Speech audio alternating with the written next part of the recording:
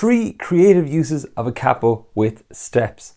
So the first time I ever used a capo was when I had to learn Wonderwall in school. I was 12 and the teacher told me, they just said, hey, you need this thing called a capo to play this song. So went into town, got one, went home, and I was like, cool, now it sounds like it. And odds are that's a lot of the use you've done yourself at home with the capo.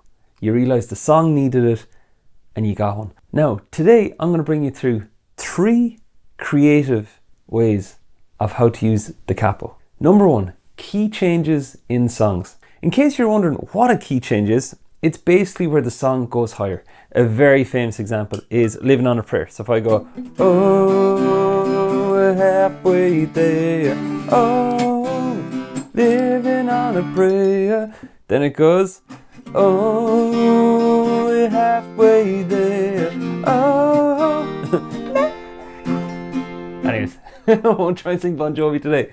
See the way that I played the exact same chords, but it sounded way higher. The other ones that you've seen are I Want to Dance with Somebody by Whitney Houston, Earth Song, Michael Jackson, My Heart Will Go On, Celine Dion. It's in loads of songs.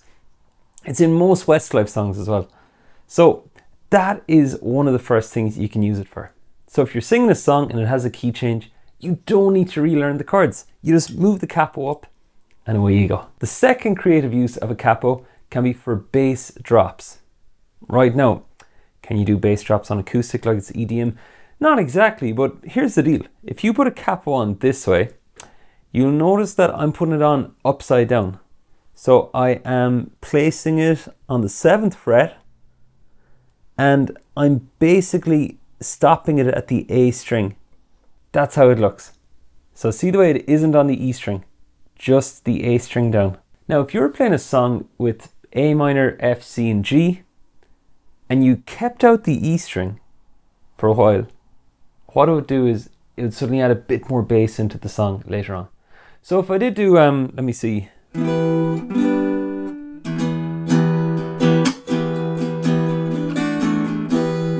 In keeping with our Living on a Prayer theme, I'm going to play an acoustic version of it and you'll hear how it could be used to like give more oomph and more bass to the verse.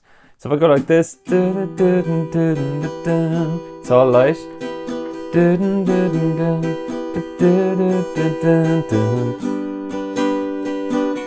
Next thing.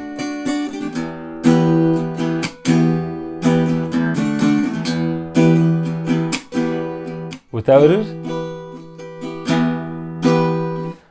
So that's one example. So any song, and by the way, you can do this with, like that was me using the E string, you can detune the string, you can do loads of stuff with that one. And you can even test out, like, I was going to add it in as another tip, but it wasn't an exclusive different tip. You could even put the capo on 4 strings and see how it sounds. So give that one a go. That's a real one you can go to town on the creativity with. Last but not least, you can make your guitar sound like a ukulele. Put the capo on the 5th fret, get rid of the pick, let's say use your G shape. Now, even if you're not familiar with ukulele chords, you'll get a sound out of it. So 3rd fret on E, I'm using my thumb, I'm going right up the neck in the fretboard, and I'm going like this.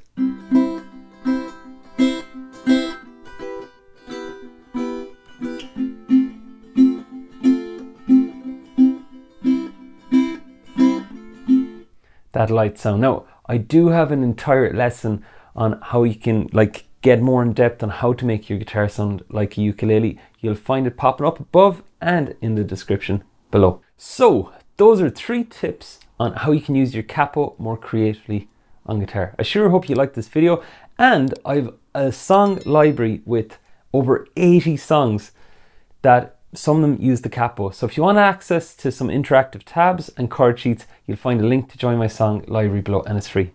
So be sure to check that out. And in the meantime, I think another video is going to pop up right about now if you want to check it out.